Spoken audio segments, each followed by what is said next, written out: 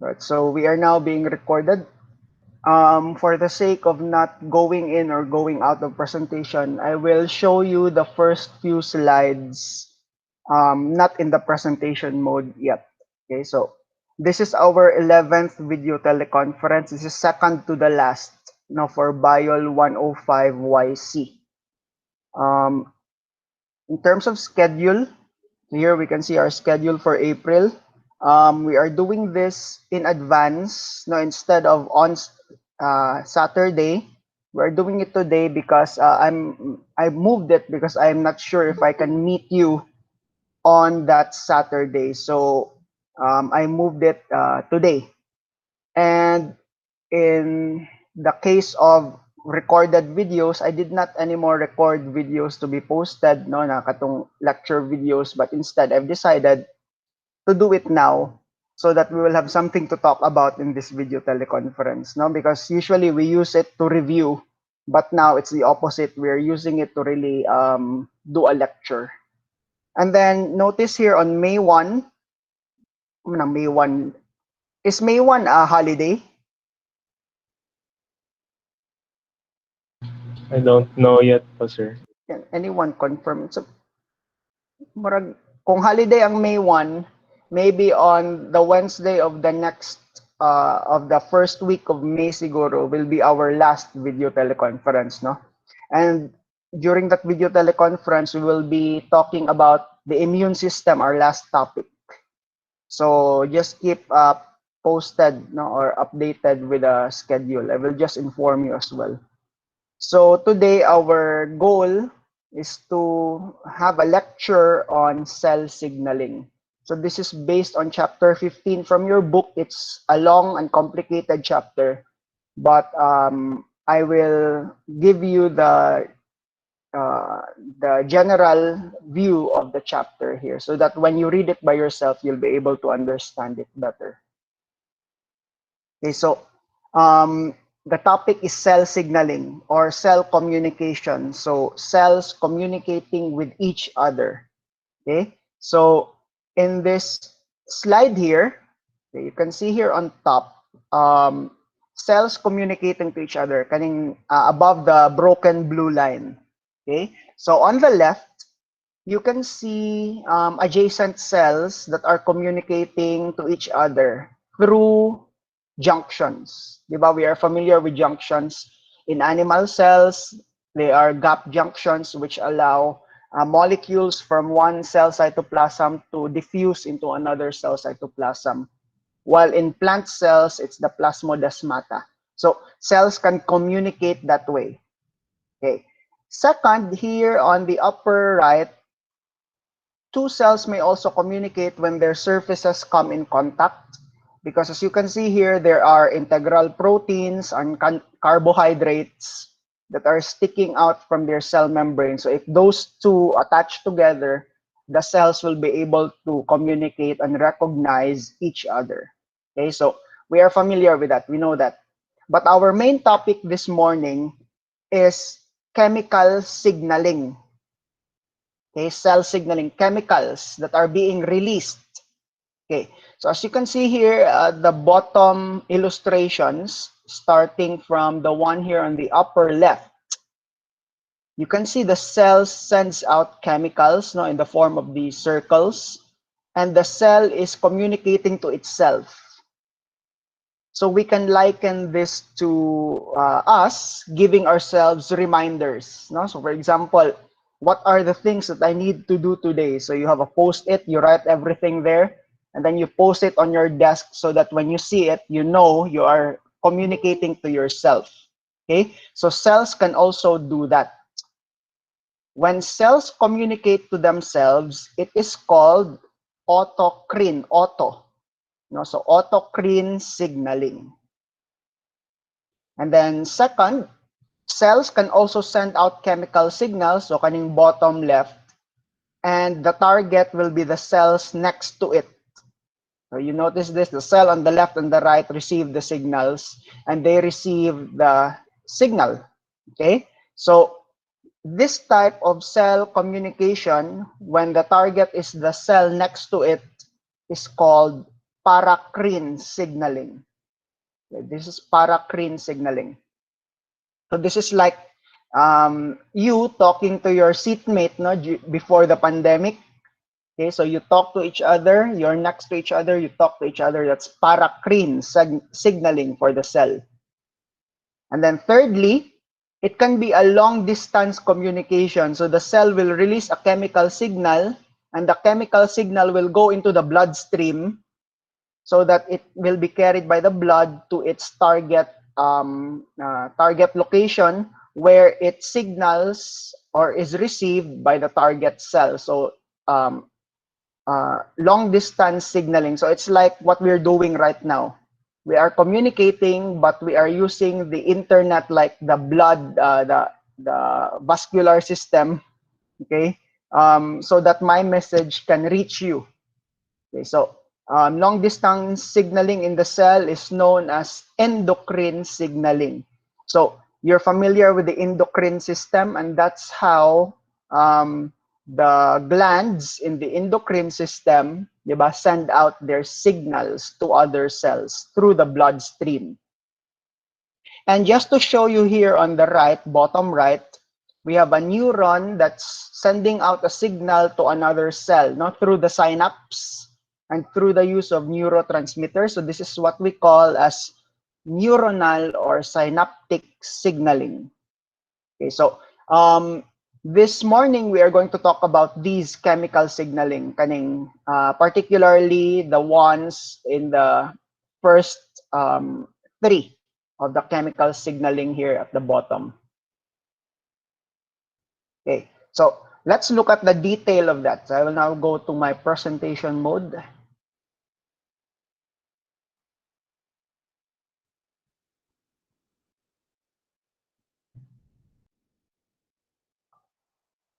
Okay, so I hope you're still able to view my slide. Can I have a confirmation, Kit-An? Yes, Yes, sir. sir. Right.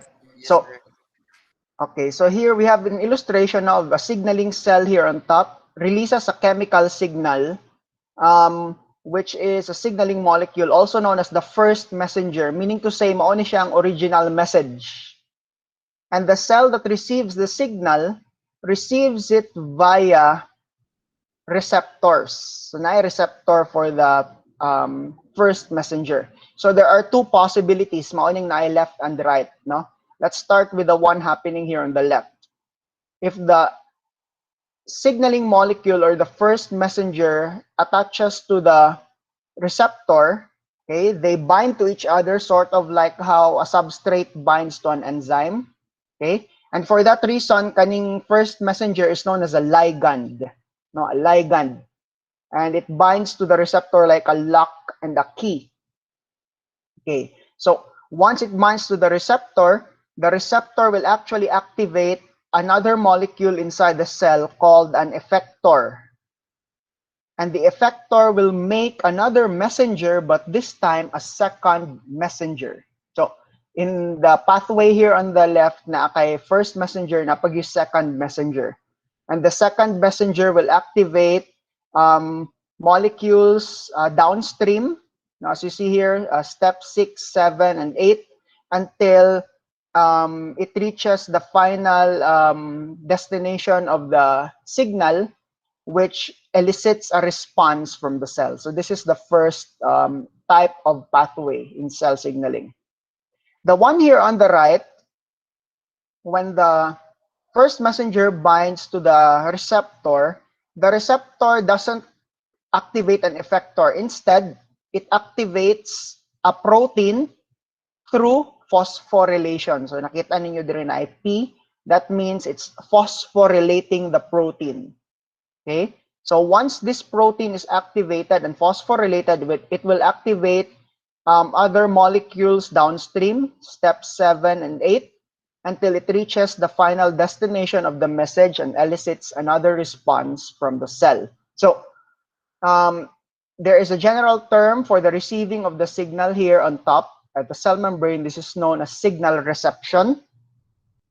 And the passing of signal, no, the message thing that's happening here at the bottom is called signal transduction. Okay, so these are important terms that we all have to be familiar.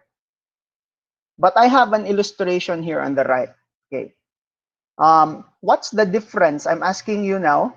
What's the difference between the signaling molecule's action here on the right versus the one that I showed a while ago?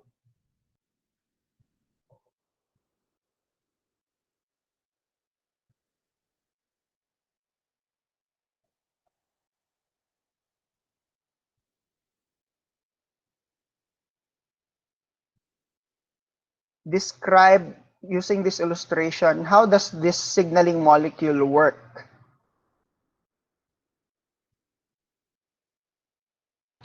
The signal, from what I can observe here, the signaling molecule sort of enters the cell, and it binds onto um, this sort of receptor, which is not which is not in the cell membrane. It's sort of in the cytoplasm, and then it enters the nucleus, where it seems to uh, promote protein synthesis.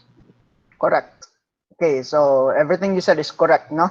So the distinguishing feature here is that the signaling molecule, instead of binding to a receptor on the membrane, it goes directly into the through the membrane. Okay, and there are certain molecules that are like that. We know that the cell membrane is made up of lipids, no, and lipids are largely hydrophobic. So with that, what can we say about the signaling molecule? Is this hydrophobic or hydrophilic? Because it can pass through the cell membrane.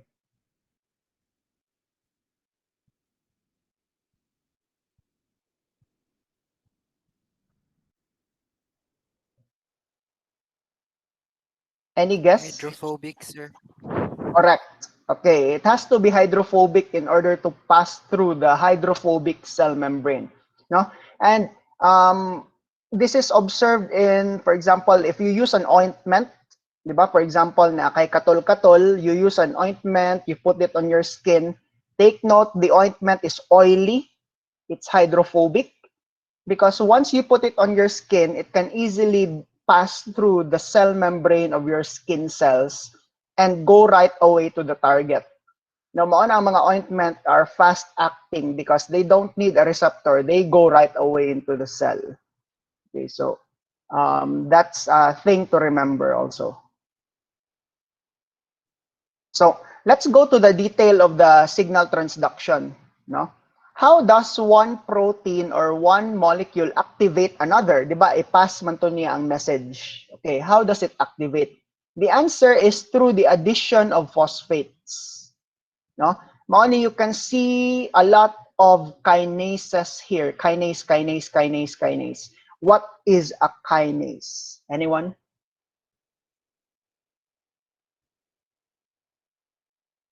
It's an enzyme, sir, that catalyzes phosphorylation, sir. Okay, correct. So once the receptor pala activates certain molecules which are proteins usually, those proteins are also kinases. And once they are activated, they will phosphorylate another protein which is another kinase. And that protein will phosphorylate another protein which is also a kinase. And the message continues until it reaches its destination. So mao ni ang signal transduction, the concept is it's usually through phosphorylation, the adding of phosphates by kinases. And usually, just a detail here, phosphates are usually added to the tyrosine, serine, or threonine residues, so that later on now in our discussion, you will hear again the term tyrosine, no? The tyrosine molecule, because it's a very important portion of the protein where the phosphate is added. Okay, so just an overview, we have extracellular messengers, no, the ligands. And then we have the receptors which receive the message on the membrane. So for the ligands, you have amino acid derivatives, you have nitric oxide or carbon monoxide, you have steroids. So kaning steroids mo ni katong they can pass through the cell membrane because they are hydrophobic. And then we have eicosanoids. For the receptors, we have GPCRs. Okay. Can anyone tell us what GPCR means? We'll learn about this in the next slide. But do you know right now what it means? Protein coupled receptor, sir. Okay, protein, ano sa ning C? Coupled receptors. Co- Okay, coupled. res- Meaning, masa man ang gi-couple sa protein? Ang G protein ni siya, not just protein, but G protein coupled receptors. So that's one type of receptor. Now we'll see that later. Another receptor is the RPTK. Ano sa man ang RPTK?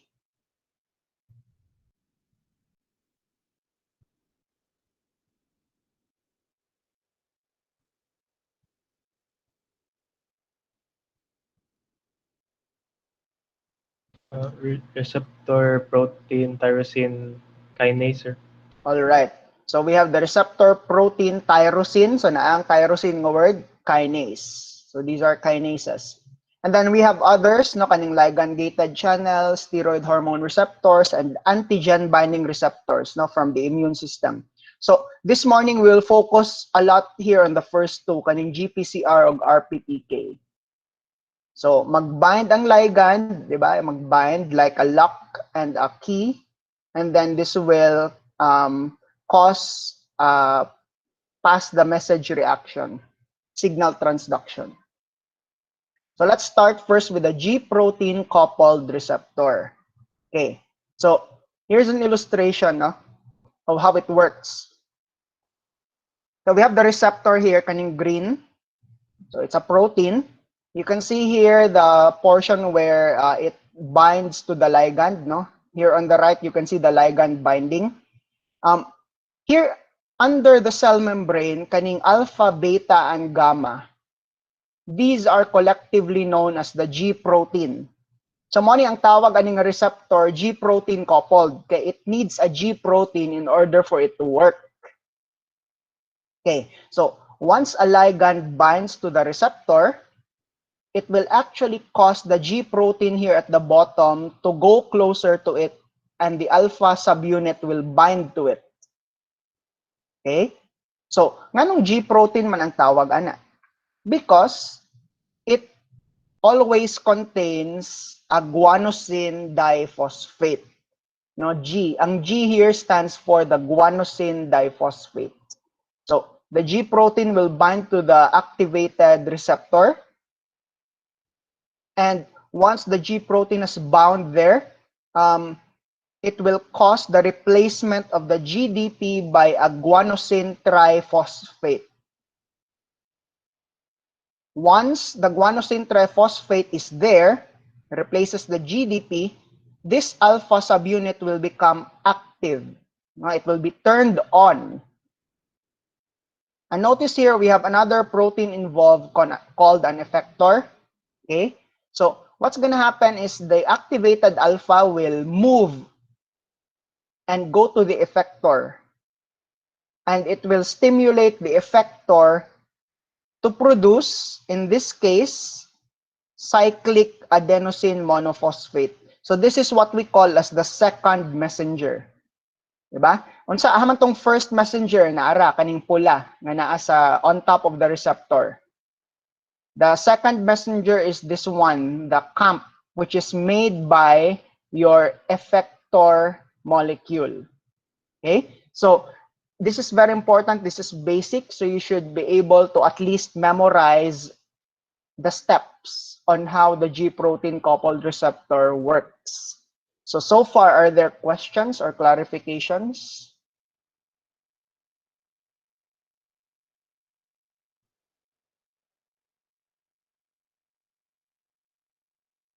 None? Okay, so if there are none, then we'll continue. Okay, so once the effector has already made the second messenger, no, human na siya himong camp, ang GTP sa imong alpha subunit sa G protein will be hydrolyzed to become GDP again. So ang result ani is your alpha subunit will become inactive and it will go back together with the beta and the gamma, as you see here. Okay, so balik na dayon sa inactive state. Okay, so that's how the G protein coupled receptor works. Okay, so of course, just like us humans, the cell, once it receives a message, it doesn't like receiving the same message again and again, di ba? So we talked about this before in our previous lesson. Na after it receives the message, it has to destroy the receptor. Okay, so how is the termination of the G protein coupled receptor done? Okay, so first there is a protein called GRK, okay, which phosphorylates the receptor. So tanawan gibutangan niya phosphates ang receptor. And once the receptor is phosphorylated, it's going to cause the binding of a protein called arrestin on the receptor. So yung bantayan ang receptor so that the G protein, the alpha subunit, cannot anymore bind to the receptor. And so the signal cannot pass through or cannot be progressed, no, in the cell signaling. What's more is this receptor with the arrestin is going to be, look at this, endocytosed into the cell, no, using clathrin-coated endosomes. Pasulod siya sa cell. And once inside, the cell can decide to destroy it in the lysosomes if okay na ang message, or it can decide to let it return back onto the cell membrane to receive another message. So this is the control or the termination of the G protein coupled receptor response. Okay, so again, any questions or concerns at this point?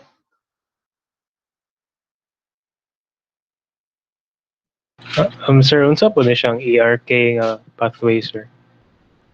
ERK nga pathway, kani? Kani siya nga pathway is for other types of signaling.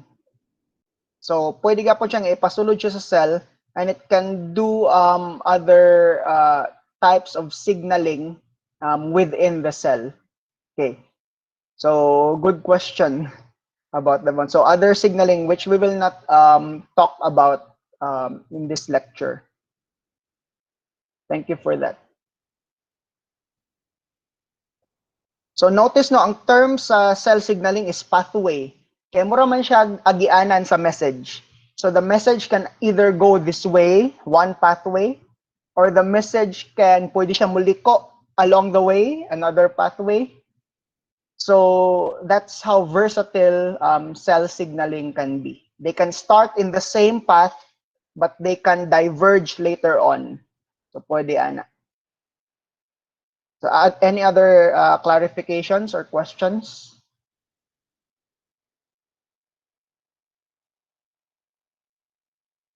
Okay, so we will proceed. So now that we know how the G protein coupled receptor works and how it can be controlled, let's talk about the second messenger. No? Okay, the second messengers. Let's start with camp. Diba mao ni ganina? Unsa ganina kaning green?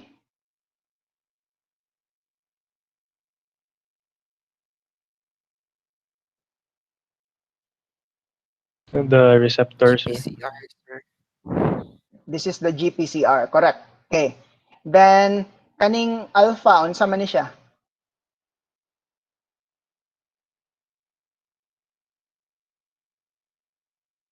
This is part of the The alpha subunit of the G protein, sir. all right. So morning na activate nga subunit sa G protein. And what is this molecule it's bound onto? Effector molecule, sir. All right, that's the effector. So ang result is the effector molecule will be the one, together with the activation of the alpha subunit of the G protein, it will convert ATP to cyclic adenosine monophosphate. No? So this is how it looks like. So cyclic because this portion is a little bit cyclic in shape. No? Okay, closed polygon ang yung shape. So kaning effector, there is a special name for this, the one that makes CAMP. This is how it looks like. This is the effector. This effector is an enzyme called adenylyl cyclase. Okay, so that's a thing to remember. Adenylyl cyclase is the effector that makes cyclic adenosine monophosphate. Okay na, remember that name. Then we have other second messengers aside from CAMP. We have inositol triphosphate and we have diacylglycerol. Okay. So just a reminder, unsa maning inositol triphosphate of diacylglycerol. Remember, in the cell membrane there are phospholipids, and one type of phospholipid is the phosphatidyl inositol. Okay, kaning PI. This is how it looks like. So we have here the inositol, then here we have the tail of the phospholipid. Kaning IP3 and DAG, okay, is a result when an enzyme called phospholipase C cuts the phosphatidyl inositol into two parts. So you have this upper part, which is the inositol triphosphate, and you have this lower part, which is the diacylglycerol. Now, once these two are separated by the phospholipase C, each one of them can act as a second messenger. Okay, so let's look at that, how that happens. In this slide, we will show later on how this can, how this plays a role in the release of calcium ions in the cell. So here we can see the phospholipid bilayer, kaning duha ka greenish layers. And here at the bottom layer, we can see a magnified drawing of the phosphatidyl inositol. So before it can be cut, it needs to be phosphorylated here first, no, using the kinase enzymes. Phosphorylate siya una. Okay. Once phosphorylated, we now go to this illustration. Okay. Unsa man ni siya kaning R? GPCR, sir. Okay, so GPCR gihapon niya. So the same katong ganina. So you have the GPCR, then here you have the G proteins. The same mechanism, the GDP will be replaced by GTP, and then the alpha will activate your phospholipase C. This is what? The effector. Mao na niyang effector karon. So it's a different effector. It's not the adenylyl cyclase. It's the phospholipase C. And when the phospholipase C is activated, it's going to cut the phosphatidyl inositol into two parts. The DAG, which remains in the cell membrane, and the head portion, or the inositol triphosphate, which goes into the cell and binds to the channels in the smooth endoplasmic reticulum, which holds the calcium ions. And once it binds to the channels, it will activate or open the channel so that the calcium ions will be released out of the channel. Okay. Ngano unsa importance ni calcium ions?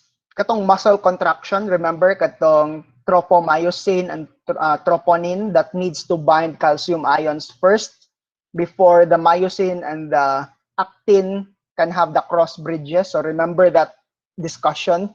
So mao ni siya ang reason why the calcium ions can be released into the cytoplasm with the help of inositol triphosphate. Okay, so kani siya ang second messenger, ang inositol triphosphate. Okay, so any questions so far?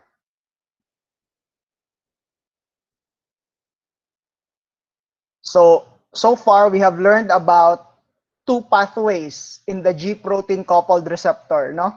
ang una nga pathway ang gi-activate niyang effector katong adenylyl cyclase. This one is the second pathway that we are learning right now, and the effector is the phospholipase C. No, in both of the pathways, katong una, ang second messenger is the cyclic adenosine monophosphate. Here, the second messenger is the inositol triphosphate. So, let's go back a bit to the previous one. I will just go through that. Let's look at CAMP. No, let's go to this second messenger. Let's look at its role in glycogen metabolism. No? If inositol triphosphate works in the release of calcium ions, CAMP has a role in glycogen metabolism. So let's look at this. So here you have your G protein coupled receptor again.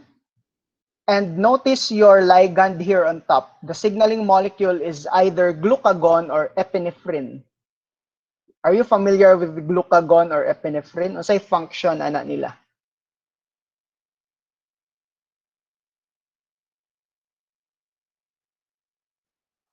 Anyone? Any guess? So man, glucagon or epinephrine?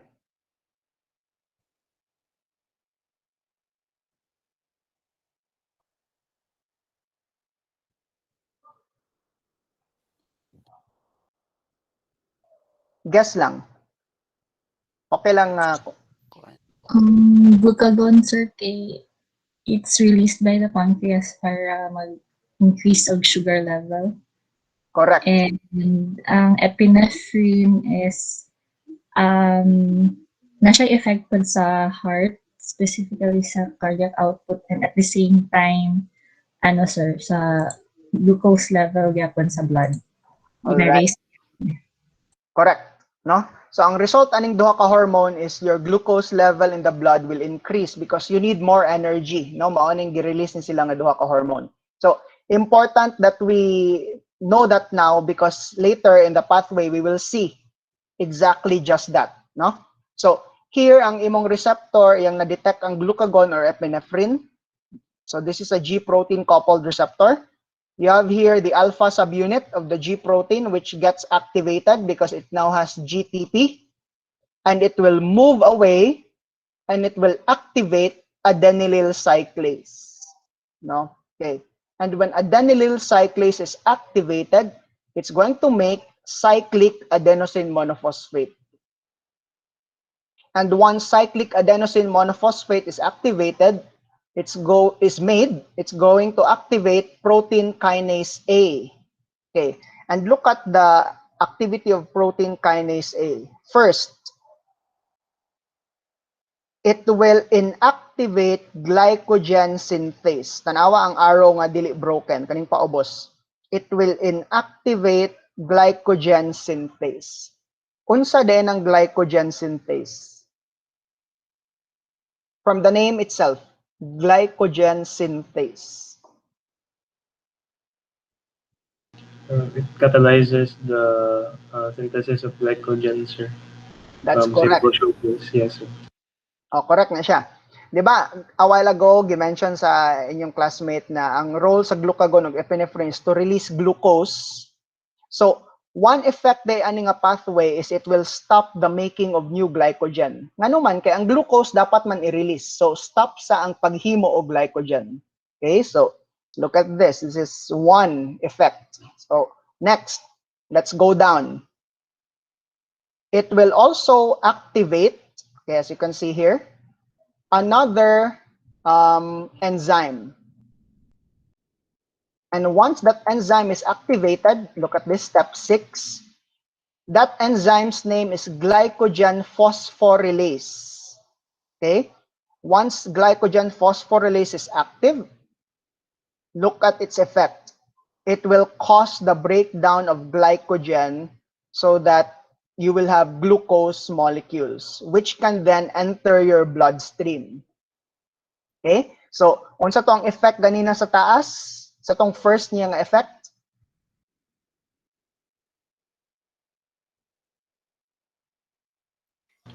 First, Natriuretion.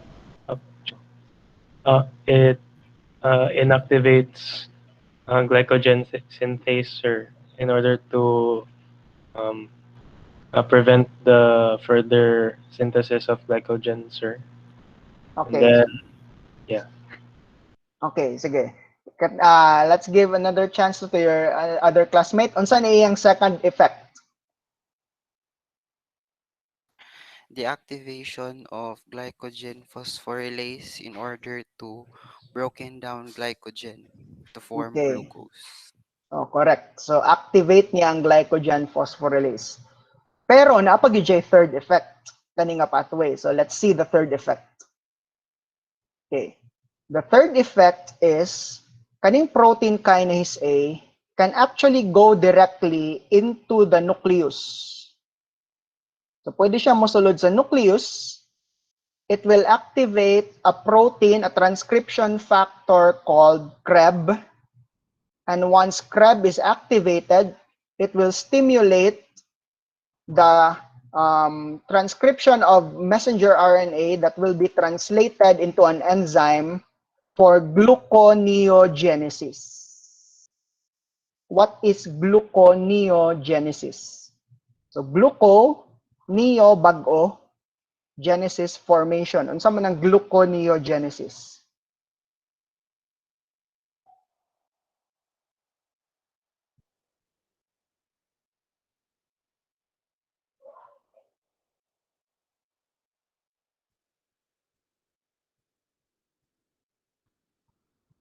Any guess from the name?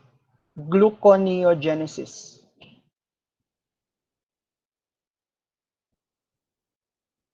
Formation of new sugars. Oh, di ba? So formation of glucose molecules. So in other words, ang resulta is iya gyapong ipadaghan ang glucose sa imong bloodstream, no? So multi-effect ni siya nga pathway, no? And the effect are all synergistic, meaning to say they have the same results. Ang tulo ka pathways or tulo ka control aning signaling pathway. So that's very amazing, no? So the signaling pathway can work that way. Okay? And this is all because of the second messenger. Ano sa ito to second messenger, ani?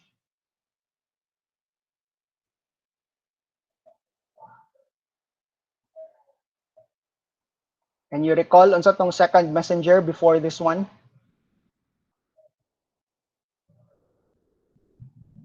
The camp, sir. Okay, CAMP, which is made by the adenylyl cyclase, which is stimulated by the G protein. Okay? A while ago, katong ganina, katong release of calcium, no? Ang iyang second messenger ato is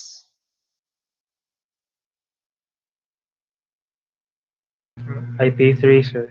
okay, inositol triphosphate, which was made by the cleaving of phosphatidyl inositol by the phospholipase C enzyme, which is an effector also that's activated by a G protein.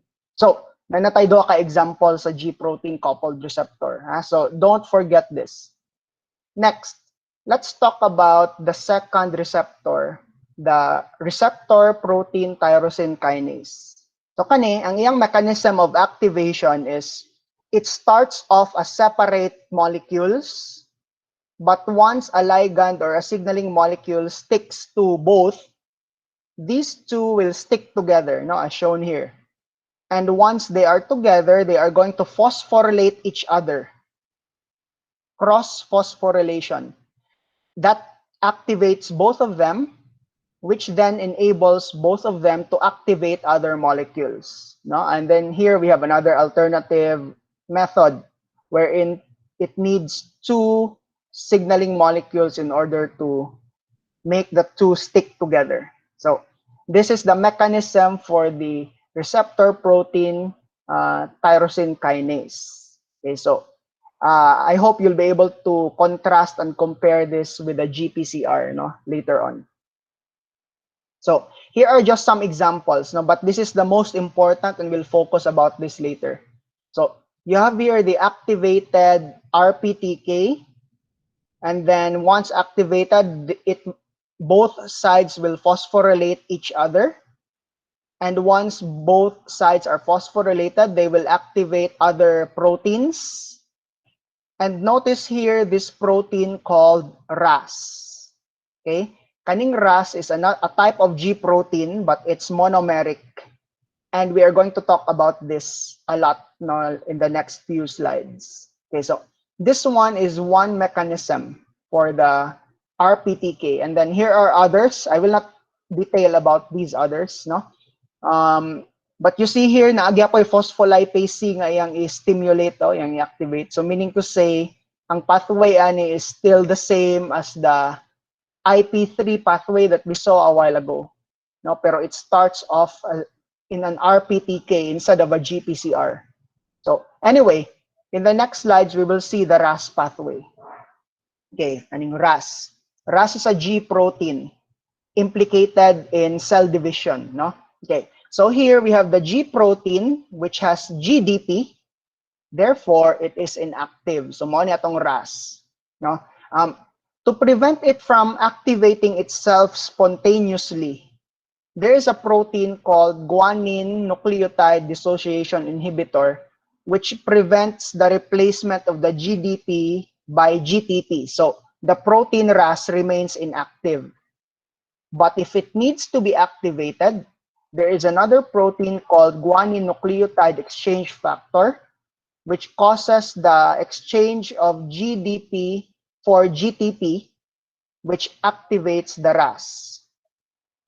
Now, once the RAS is activated, it can then activate its target protein. Okay, so pwede na din niya ma-activate yung target protein. And once the target protein is activated, there is another protein called GTPase activating protein that will stick to it. And this serves as a timer. So na ay murag timer, murag toaster bitaw nga na timer, imong i-on ang toaster na the timer mga 3 minutes. Okay? And once the timer is up, this GAP will cause the GTP to become GDP and the RAS becomes inactive again. Okay, so mao ni siya nga pathway sa RAS. Okay, but in certain mutations called RAS gene mutations, kaning RAS is unable to be deactivated or it will not react to the timer. Even if the timer is up, the RAS will still continue its work. Okay? And as I mentioned a while ago, RAS is implicated in cell division. And when RAS continues doing its work because it cannot be turned off, the result will be the formation of tumor. No, a tumor because cells continue dividing despite any other effort to stop them from dividing. So, kaning mutation in the RAS gene, you will read more about this when you read about cancer, no, katong chapter 16 sa atong book. I think for some of you, you joined yesterday's lecture in the lab about cancer, and I think na-mention mo siguro nato gihapon ng RAS dito. Okay? So, this is RAS from the RPTK nga signaling. So, let's look at the detail of that reaction, no? An overview rather. Detail mo itong ganina. So, the cascade is called mitogen activating. Anong maning mitogen? Mitosis. Cell division activating protein cascade. So, MAP. Okay, mitogen activating. So, here you have the growth factor, no, a hormone. It will activate your RPTK, receptor protein tyrosine kinase. And once RPTK is activated, it's going to ultimately activate RAS. Now, once RAS is activated, it will activate another protein called RAF. And once RAF is activated, it will activate another protein called MEC. And once MEC is activated, it will activate another protein called ERK. Okay, so all of these, RAF, MEC, and ERK, are mitogen activating proteins. But because RAF can activate 3 more, it is called a kinase, MAP KKK. And because MEC can activate two more proteins, no, down the pathway, it's called a MAPKK. And because ERK can activate just one more protein, it's called a MAPK. Okay, so if we go back here, the last thing to activate is a transcription factor, okay, which will cause the transcription of a gene, which will be translated into a protein called MKP1, which will stop or deactivate ERK. Okay, so meaning to say there is a negative feedback, no? Ma-turn off lang siya by itself. This pathway, which dictates for cell division, can turn off by itself. But if your RAS is always active because of the mutation, even if ERK will be turned off downstream, the RAS here will always still stimulate your RAF, your MEC, and of course the MEC will stimulate another ERK, and the pathway continues. No, so palungon na pod niya pero si RAS gapadayon. So mura kag nag-turn off sa switch sa suga, pero ang imong kauban yang i-turn on balik. And mubalik na pug ka, imo na pong i-turn off, imong kauban, iyan na pong i-turn on balik. So that's what's happening here. And so the effect is the cell will continue its mitogen activation or the mitosis. So ang resulta, tumor, no? Tumor formation. So here we have the insulin receptor, as you see here. So the signaling molecule is insulin, and you notice it works like tyrosine kinase, katong receptor protein tyrosine kinase. Once insulin binds, these two will phosphorylate each other, and they will activate certain proteins and down the pathway here. So notice the pathway. There's also RAS here included in the pathway. No, naagya po yung RAS. So if your RAS protein is non-functional, as I mentioned a while ago, it can lead to tumor formation. Now, question. When is insulin usually released in your body?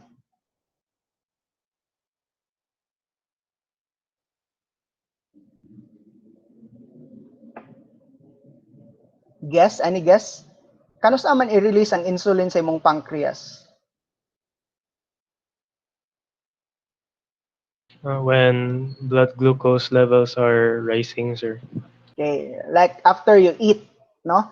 And especially if you eat something sugary, mo increase gud imong insulin. So, kaong kag sugary food, mo increase imong insulin, ang insulin will be detected by the receptor. The receptor will stimulate a pathway which ultimately goes to RAS, and then you have a mutated RAS. Mao ni ang reason, guys, why if someone is diagnosed to have cancer, they are advised to control their sugar intake. Because if they have a high sugar intake, they will actually produce insulin, no, all of the time also, kay permi man sila kaon og sweets. And ultimately, this pathway leads to RAS, which they already have an abnormal RAS, which will promote tumor formation in those people with tumors or cancers. Ba? So not only that, but this pathway will also lead to glucose uptake, now as we see here. So glucose uptake. The ultimate goal of the insulin is glucose uptake. So your cell will get energy from glucose.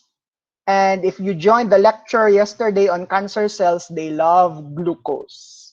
So wala gyud positive effect kung permi kag kaog sweets, no? And then you have some tumor cells in your body that you do not know of. You're actually feeding them if you eat sugary foods all the time. Okay, so kani siya nga slide, it just shows a comparison of the signaling, no, between plant and animal cells. So they are the same in terms of calcium and inositol triphosphate and DAG, but they somehow differ. No, ang plant cells walay CAMP. Instead, they have this one. And they also have ethylene, and animal cells don't have ethylene. Di ba katong ripening of fruits, no, is due to ethylene, na hormone. So this is just a review again of what we talked about a while ago, katong release of calcium ions. No, calcium ions will be released, and this is useful in the muscle contraction, di ba? As we talked about a while ago.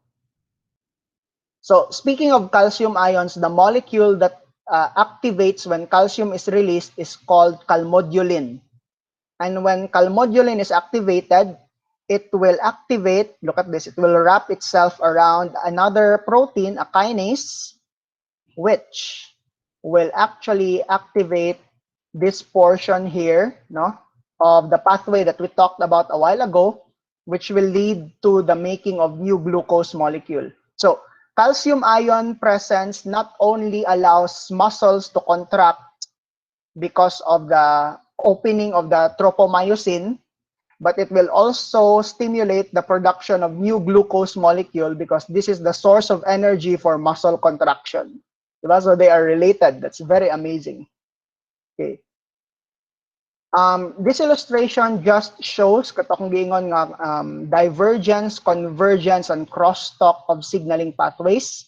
So here on top, you have the G protein coupled receptor. Here at the bottom, you have the tyrosine kinase receptors. So look at this. Both of them can also activate the phospholipase C pathway, no? So pwede gyapon sila aning calcium release. Okay. And then here at the bottom, you can see how the signaling diverges, nag-spread or nag-split ang signaling. And then here on the right, you can see how they connect to each other, no? So cross-talking. Nara ang crosstalk, kani ang crosstalk.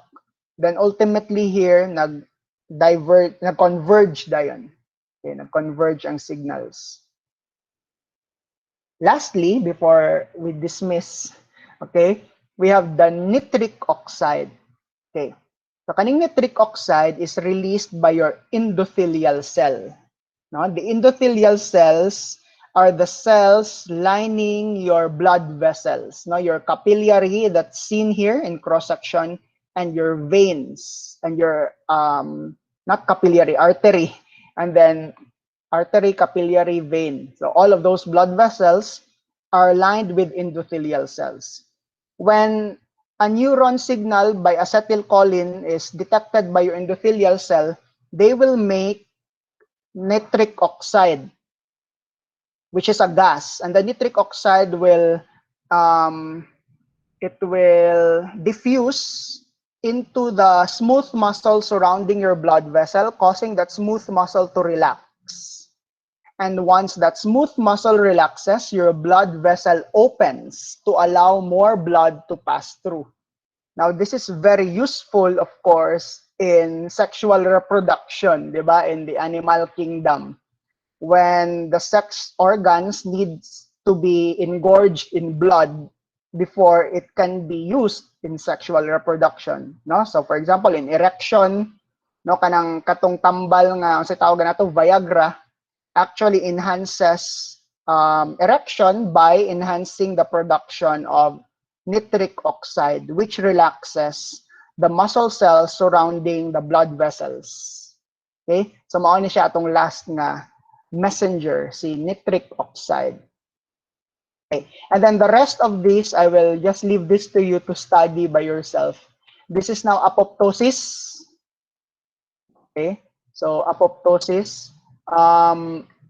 Maybe pwede na siguro nato ni masingit in our next video teleconference, no, kaning apoptosis, because this is also important. But as of the moment, our time is actually up. No, it's already 9 a.m. So I will not push through that discussion anymore for now. So are there any questions or concerns?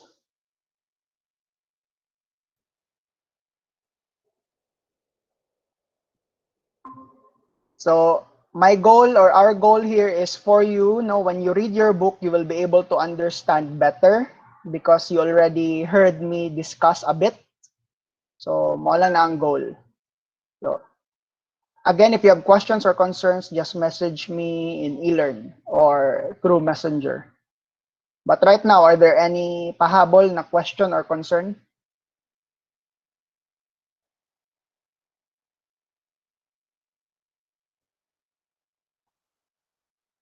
Regarding siguro the finals, sir, is it also on second week of May, sir?